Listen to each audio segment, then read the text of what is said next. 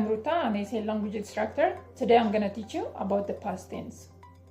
Past tense ማለት ባለፈው ጊዜ የተጠናቀቁ ነገሮችን ለመናገር ይጠቅመናል። በአማርኛ ሰራው ወይም አጸዳው እንደምንለው ማለት ነው። በእንግሊዝኛ past tense ለመፍጠር ግሱ መቀየር አለበት። እናም በእንግሊዝኛ ሁለት አይነት ግሶች አሉን፣ ሬጉላር እና ኢሬጉላር እንላቸዋለን። ሬጉላር ግሶች በግሱ መጨረሻ ed የሚል ድህረ ቃል ይጨምራሉ። ምሳሌ clean, cleaned, I cleaned the rooms, serve, served, she served the guests. ኢሬጉላር ግሶች የምንላቸው ደግሞ ቃሉ ሙሉ ለሙሉ ይቀየራል። ምሳሌ go, went, he went to the front desk, make, made, they made the beds.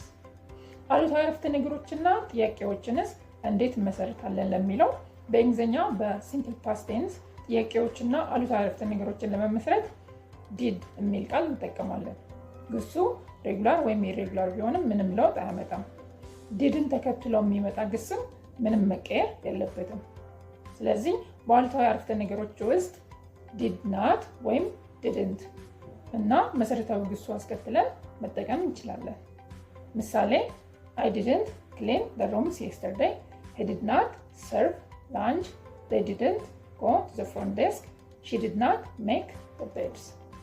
ጥያቄ ለመጠየቅ ደግሞ did ከአረፍተ ነገሩ መጀመሪያ በማስገባት እንጠቀማለን። ምሳሌ did you clean the rooms?